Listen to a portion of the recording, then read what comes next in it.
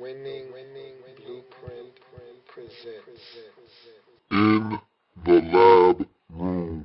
Exclusive. With limited interruptions, In the Lab Room presents the 5-part series, The League. Part 2. It's the return of the run game! Welcome. You are in the Lab Room. I'm your host, Luke. Thank you for joining me. This is The League. Part 2. Return of the running game. Return of the running game. Return of the back. Not return of the Mac. Return of the back. More specifically, return of the running game. Marshall Faulk always talks about how the running back position is being devalued in the National Football League. And he is absolutely correct in that assessment.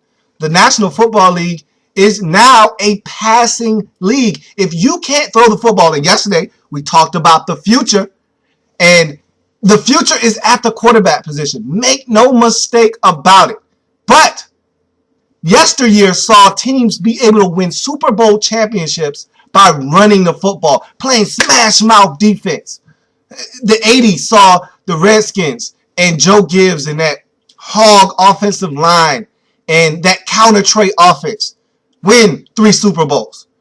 It saw the Bill Parcells smash mouth, tough, hard-nosed Giants defensive teams that ran the football with Otis Anderson and company. Saw them win 2 Super Bowls. And so you could run the football and win championships and play some solid defense. Hey, even in the 2000s, the Tampa Bay Buccaneers playing Bucks ball, playing Gruden ball, grinded you into oblivion running the football with Mike Allstott and Michael Pittman and winning football games by not turning it over and playing some extremely efficient defense. Same thing with the Baltimore Ravens, who won with the defense and Jamal Lewis running the football. You used to get away with that in the National Football League. No longer is that the case. You cannot win a Super Bowl playing defense and running the football any longer. But I tell you what, it's becoming increasingly harder to ignore the fact that you need to be able to run the football in today's National Football League to be a legit contender to win a Super Bowl. Now look, there are some teams that flat out can't run the football. The Atlanta Falcons were putrid last year trying to run the football. The Giants, who won the Super Bowl in 2011, dead last in rushing the football in 2011 when they were able to capture a Super Bowl championship. So you can win without running the football. But I tell you what, those teams ran the football when they needed to, especially the Giants in 2011. They slowed that Super Bowl down against the Patriots to a snail's pace and were able to beat them because they were able to control the game by running the football. So make no mistake about it. The Giants still were able to run the football when they had to. Now, you look at 2012, though, and I feel like the running game is starting to come full circle again. And no, you're not going to be able to have a back take over and win you a Super Bowl. Those days are over. You can't just have a team get on a player's back, much like a Terrell Davis in Denver in 98. Those days are over. You're not getting on a player's back and riding him all the way to the Super Bowl from the running back position. You can do that with a quarterback. You can't do that at the running back position. But I tell you what, you look at the run game and what it's starting to evolve back into. You look at 2012, and I think that this is a picture-perfect example of what the running game can do for you. Now, I'm a purist. I'm not going to lie. There's nothing that warms my heart more than watching a team get smacked in the face repeatedly with the run game. Nothing's more disheartening than having someone come into your house, go into your refrigerator, make themselves comfortable in your house, disrespect your house, and run the football. There's nothing worse. Now, let me give you some statistical background and information on why I feel the way I feel about the return of the run game. Why I feel so strongly that, guess who's back? The run game is back. Let me tell you why. Looking at the season, the way it unfolded, the start of the season told a lot as to how 2012 would unfold. Week 1, the San Francisco 49ers go into Lambeau They didn't just win. They absolutely dominated the Packers. Now, the scoreboard might not indicate how bad the Packers were dominating in that game. But if you watched that football game, you know the San Francisco 49ers did whatever they want, whenever they wanted to in that game against the Packers. They absolutely dominated the Packers. And a lot of it was because of the run game. Frank Gore was absolutely phenomenal in that opening game. And they absolutely smacked the Green Bay Packers in the face with the run game. And I tell you what, if you can run the football in the National Football League, you can do some damage to the psyche of a team. I remember the most helpless feeling I've ever had as a fan. And of course, if you've been following me, you know that I'm a Washington Redskins fan. And the most helpless feeling I've ever had, and there's been some really deep and dark times of despair as a Redskins fan. Trust me. But one of the most helpless feelings I had was on a Sunday night against the Dallas Cowboys. We needed one stop. Get the football back just one time. If we could get it back one time, maybe, just maybe, we could come back and win this football game. We needed one stop. The Cowboys got the football with about maybe 6, 7, possibly 8 minutes left on the clock. It probably was more like 6 minutes. We just needed one stop. They gave the football to Marion Barber III. I want to say maybe 8, 9, possibly 10 times in a row. And we could not stop him from picking up first down after first down after first down after first down as the clock just ticked away. It just ticked away. It just melted away right before my eyes. And it was the most helpless feeling because we knew and they knew and I knew that they knew that I knew that they knew that we knew that they were going to run the ball and they were going to give it to Marion Barber III. And we couldn't stop him. Most helpless feeling in the world. You know what game brought the most joy to my heart last year? And there was a lot of exciting and captivating moments for the Washington Redskins. You know what brought the most joy to my heart? And it wasn't just the victory itself, because anytime you beat the Cowboys, if you're a Redskins fan, it means a lot. And we won the division, and that meant a lot. But Alfred Morris, 33 carries, 200 yards.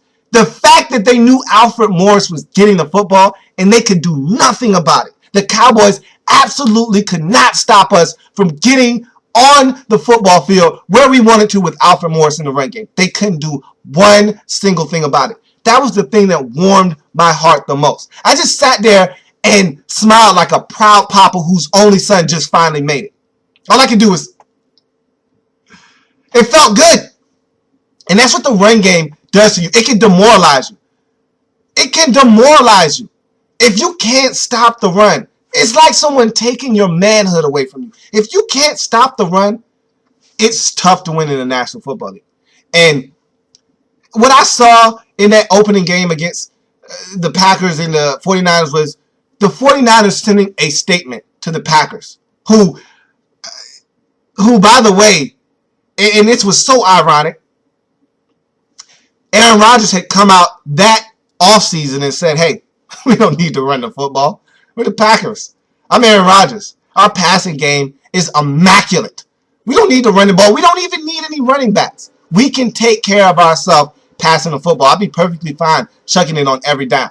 And it was funny because his then teammate, Greg Jennings, happened to be on NFL Total Access the very next day, and they asked him about those comments, and he said, hey, I love Aaron Rodgers, but we need to be able to run the football. Well, guess what? Aaron Rodgers kind of gave us a precursor to what was ahead for the Packers because they didn't run the football in that season in 2012. And it really backfired on the Packers. They get to the postseason, and it was a long and hard struggle for the Packers in that season because they couldn't run the football. They were one-dimensional, but it's always comforting to know that your one dimension is really good, probably the best in the league. And so they could get away with not running the football effectively throughout the regular season because, hey, you're playing your fair share of duds. They had the Lions twice on their schedule. They had some really bad football teams that, hey, if we just pass the football, don't turn it over, we'll be fine. And they did that for the most part. They beat up on some teams. They won some games. That's what happens when you're elite at one particular part of your football team. But when you get to the postseason, running the football is like playing defense in the NBA. You got to be able to do it. And teams like the Falcons kind of found that out. How many times did we see the Falcons build up huge leads in the postseason only to have them disintegrate right before their eyes in the fourth quarter? Because they couldn't run the football. They couldn't melt away the clock. They couldn't play ball control offense. They had to put the ball in the air, and it backfired.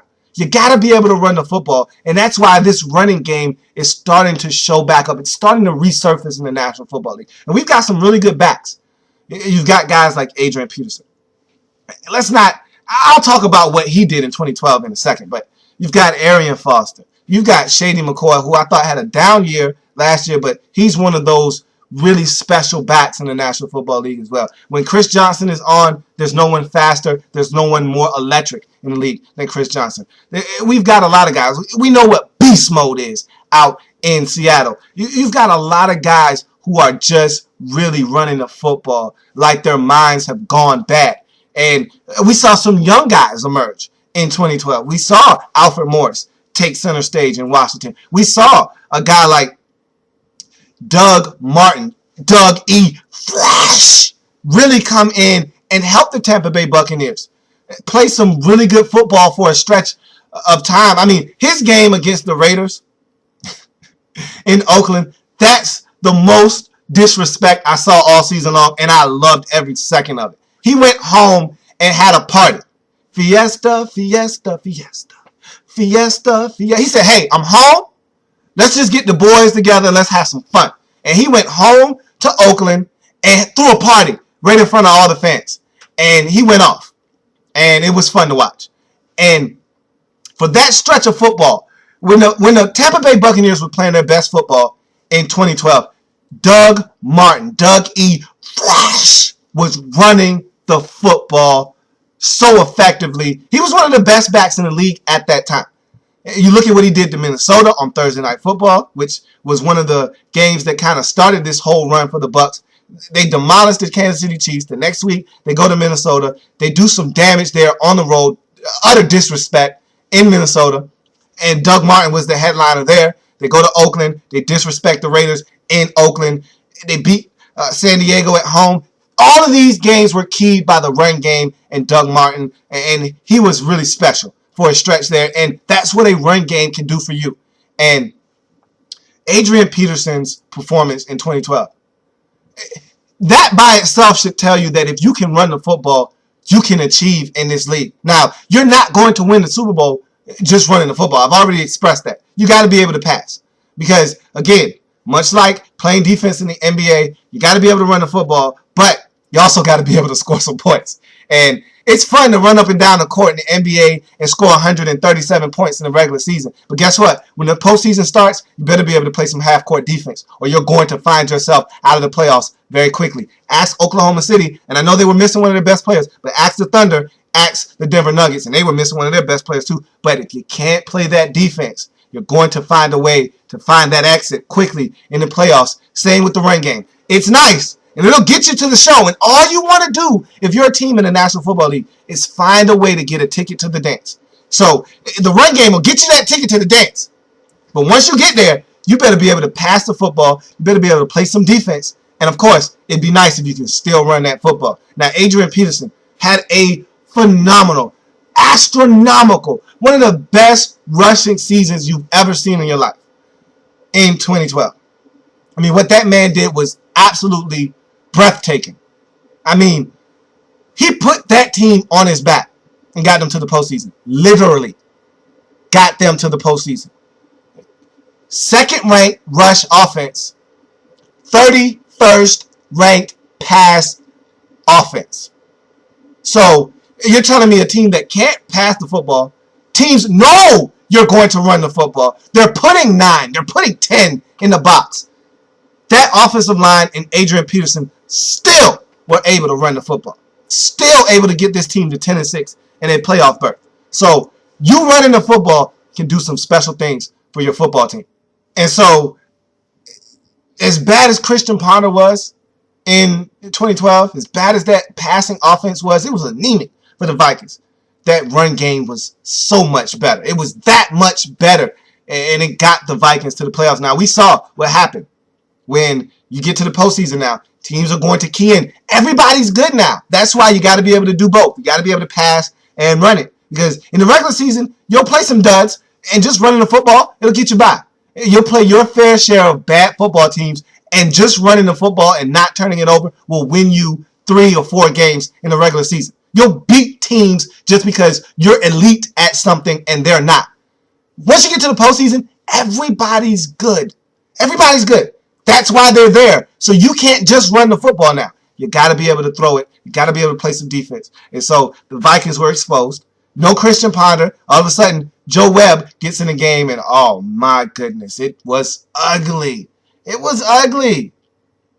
It's getting ugly. In here. Oh, in here. Oh, in here. Oh. That's how I felt when I watched that game. It was ugly. Oh, my God. Man, was that bad. But I tell you what, Adrian Peterson put that team on his back. And that's what the run game can do. And that's what the run game has started to become. What Arian Foster and the Texans have done in Houston, they've transformed that team into a run-oriented team that goes play-action fake off of the run game. When that run game is clicking on all cylinders, forget about it. You can't beat the Houston Texans because they'll show you the football, they'll pull it out, you'll bite down, you'll bite down on that play-action fake, and guess what? Dre's behind the defense for a 67-yard touchdown bomb. Boop! On your head. And so, that's what the run game can do for you. And you saw what the Redskins were able to do with Alfred Morris and Robert Griffin III in the #1 overall rush attack in the National Football League. That was good enough to get them 7 consecutive victories in a row, winning the division at 10-6 and getting them to the playoffs for the first time in about 5 or 6 seasons, and in a division title for the first time since 1999. It was all run game. It was all run game on offense. The Redskins were 20th in passing offense. So the run game was #1, and that's what got them where they were going. And so if you can run the football, ask Seattle, #3 rush offense in the league. And that rushing offense got them to the playoffs. Russell Wilson was phenomenal. But without Beastquake, without Marshawn Lynch, they're not going to the postseason. They're not going to the show. And once they got there, guess what? Russell Wilson took over, and that's what you need to have happen. The run game can get you a ticket to the dance. Then you have to have your quarterback be special in the postseason. That's what the Seahawks had.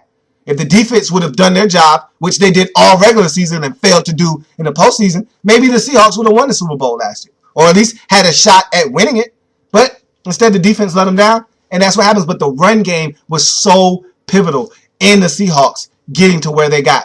Let's give you some statistics, okay? In 2012, of the 12 playoff participating teams, 7 of them were in the top 11 in rush offense, okay? That can't be ignored.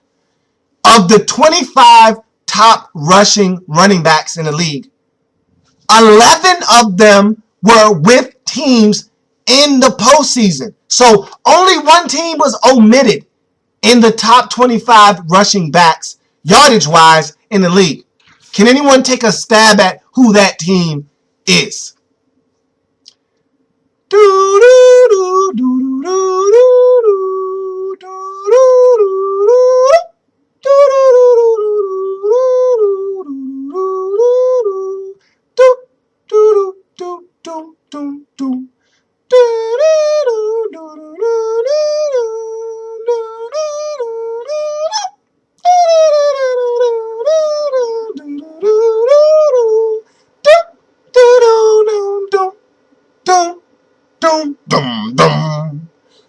If you said, who are the Green Bay Packers, you are correct.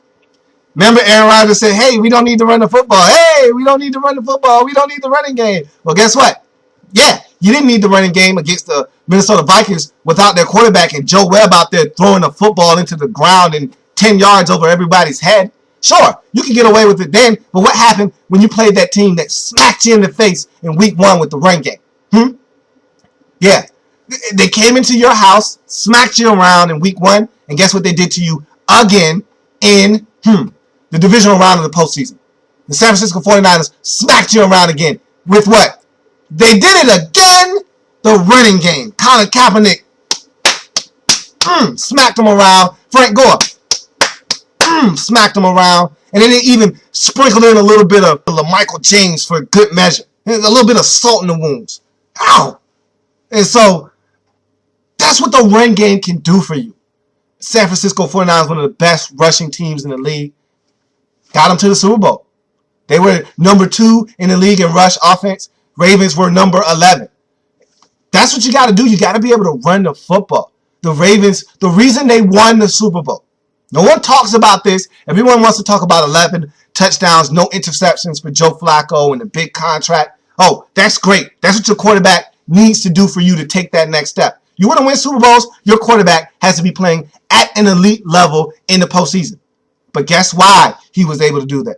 That offensive line was put into place.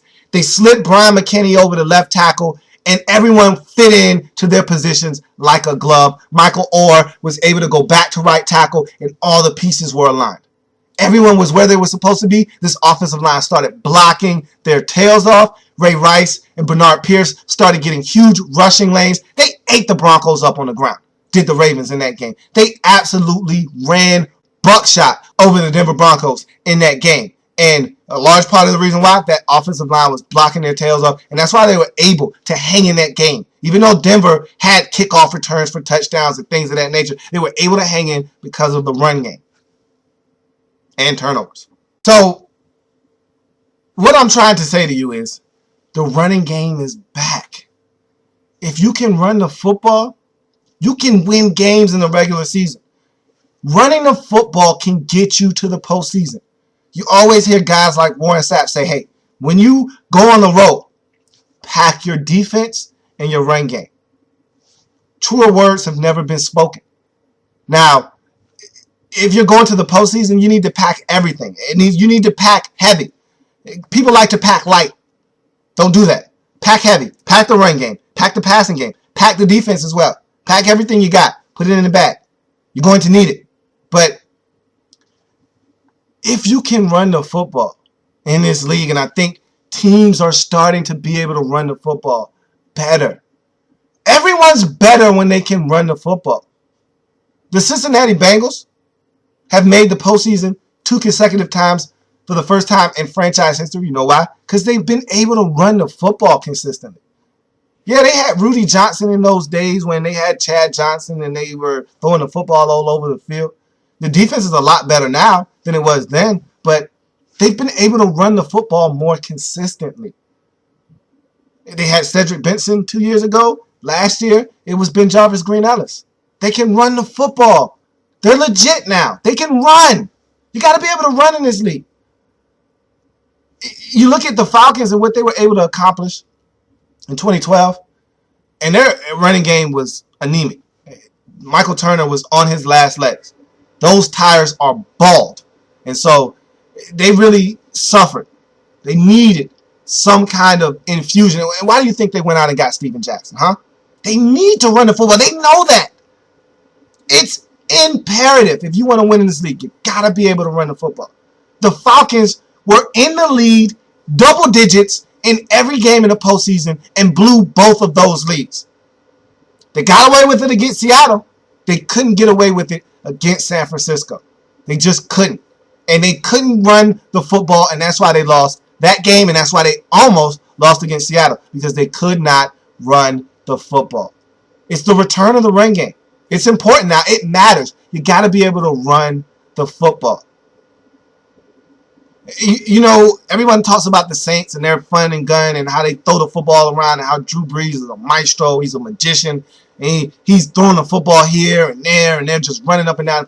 Guess what they do really well when they're clicking on all cylinders?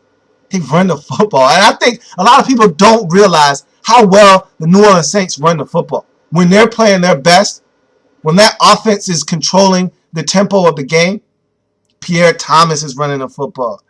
They'll sneak in a couple of other backs, but they're running the football in New Orleans. Sproles will get you. So will Ingram. They'll just sprinkle in guy after guy after guy. And they're running the football. They're a tough team to beat. And I think having one back, the actual factor back, as Merrill Hodge likes to say, those days are over. Just that one guy that can get it done. I heard Chris Johnson say when the Tennessee Titans went out in free agency and acquired Sean Green that, hey, what do we go get him for? We don't need another back. Yes, you do. In this day and age in the National Football League, there's not many teams that can get away with having one workhorse back and be an efficient run offense. The only team in the league that I can think of that can get away with doing that is the Minnesota Vikings, because Adrian Peterson is that special of a back. I really don't know what else to say about that. I mean, you got to have two guys or more that can get it done in your backfield. For the Redskins, it was Robert Griffin III and Alfred Morris. For the Seattle Seahawks, it was much of Marshawn Lynch, but they sprinkled in some Robert Turbin. He was really good in that backfield as a change of pace to Marshawn Lynch. He's a big guy, but he can run, and I thought that he did a great job of coming in and taking up some of the load and slackening up a little bit of that burden off of Marshawn Lynch. You got to have guys that can come in and offset your starter. You got to have guys that can come in and give them a break, give them a little spell now and then. And so I think the running game, not just the back, because I don't think we'll ever be back at that period where one guy can take over a game and win you a Super Bowl. I don't think we can ever get back to that point, not at the running back position at least. We've seen a guy like Larry Fitzgerald take over from the receiver position and take his team all the way to the Super Bowl. We saw that. I don't think we'll ever see that from the running back position. But as a group, I think that the running game is definitely back in full effect. And I thought 2012 was a huge indication that if you can run the football, the Redskins, they ran the football to a 10-6 mark. The Vikings ran the football to a 10-6 mark. If you can run the football, you can get to the postseason. And once you get to the postseason, once you get your ticket to the dance, anything's possible. All bets are off. And that's all everyone wants. When the season starts, give me a ticket to the dance. I'll do my damage once I get there. That's my saying on everything. Hey, just give me a ticket to the dance. I want a seat at the table. When it's all said and done, there's only 12 chairs at the table. I want one of those chairs. Give me my ticket so I can get in my seat. So when that dance starts, I'm in the party. That's all I want. And the run game is the best way to get you there. And so that's the way I feel. And I really do think that the NFL is starting to see the return of the run game. It's the return of the run game! The league. In the L.A.B. Exclusive.